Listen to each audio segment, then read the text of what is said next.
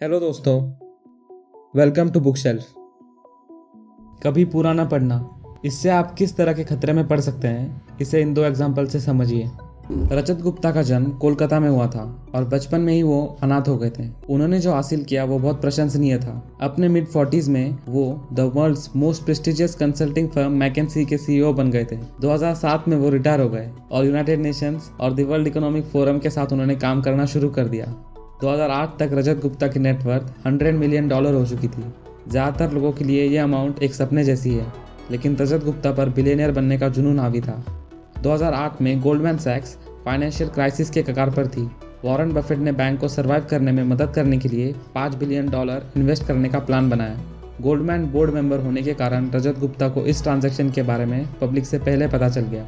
रजत गुप्ता ने राजा रत्नम नाम के एक हेज फंड मैनेजर को फ़ोन किया। राजा रत्नम ने तुरंत गोल्डमैन सैक्स के 1,75,000 शेयर खरीद लिए। बफेट गोल्डमैन सौदे का अनाउंसमेंट जनता के सामने कुछ घंटों बाद किया गया। गोल्डमैन के शेयर में जबरदस्त उछाल आया। राजा रत्नम ने क्विक $1 मिलियन कमाए। रजत गुप्ता और राजा रत्नम दोनों इनसाइडर ट्रेडिंग के लिए जेल गए। उनके करियर और रेपुटेशन पूरी तरह से बर्बाद हो गए। अब हम बर्नी मैडॉफ के एग्जाम्पल को देखते हैं।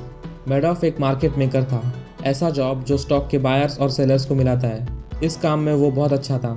1992 में मैडॉफ्स मार्केट मेकिंग फर्म में इलेक्ट्रॉनिकली $740 मिलियन का एक एवरेज डेली वॉल्यूम ट्रेड होता था, जो न्यूयॉर्क स्टॉक एक्सचेंज के टोटल ट्रांजैक्शन का 9% था। लेकिन unfortunately securities fraud, wire fraud, mail fraud, perjury and money laundering ये सब उनके ट्रांजैक्शन में इंक्लूडेड था। जो सर्वाइवर के लिए क्राइम करते हैं वो एक बात है, लेकिन जो रजत गुप्ता और मैडॉफ ने किया वो बिल्कुल अलग है। किसी चीज़ की आपको ज़रूरत नहीं, उसके लिए जो आपके पास है उसे रिस्क में डालना बेवकूफ़ी है। बहुत से लोगों के पास कभी लाइफ टाइम में $100 मिलियन नहीं होंगे, जैसे गुप्ता और मैडॉफ के पास थे, लेकिन हम सब के पास इतने पैसे ज़रूर होंगे जो हमारे सारे एक्सपेंसेस, नीड्स और लगभग सारे वांट्स कवर कर लेंगे। अगर आप भी उनमें से एक हैं तो कुछ बातें याद रखें।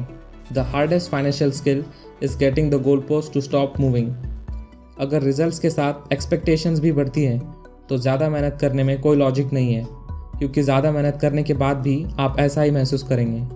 मामला डेंजरस हो जाता है जब ज़्यादा पैसे, ज़्यादा पावर, ज़्यादा प्रेस्टीज आपको सेटिस्फैक्शन नहीं देते, बल्कि और ज़्यादा इच्छाएं बढ़ाते हैं। ऐसी सिचुएशन में हम एक कदम आगे बढ़ते हैं तो हमारी इच्छाओं का गोल पोस्ट 2 कदम आगे बढ़ता है। जैसा कि कहा जाता है, happiness equals results minus expectation. Social comparison is the problem here. एक नॉर्मल बेसबॉल प्लेयर जो साल के $5 लाख कमाता है, वो हर लिहाज से एक अमीर इंसान है।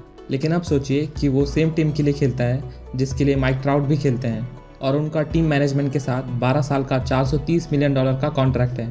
तो कंपैरिजन करने पर नॉर्मल प्लेयर बहुत गरीब दिखाई पड़ता है, और इसी तरह हम किसी के साथ किसी का भी कंपैरिजन करके उसे गरीब साबित कर सकते हैं। इसका कोई अंत नहीं है। ये एक ऐसी बेवजह की लड़ाई है जो कभी भी जीती नहीं जा सकती। इसका एक ही सोल्यूशन है कि अपने आप को किसी से कंपेयर मत करो और बस खुद को बेहतर बनाने का प्रयास करते रहो।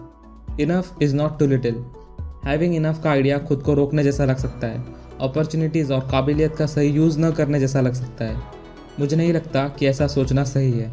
हैविंग इनफ का आइडिया बस आपको कभी न मिटने वाली भूख को रियलाइज़ कराना है, जो आपको पछतावे के पॉइंट तक ले जा सकती है। There are many things never worth risking no matter the potential gain.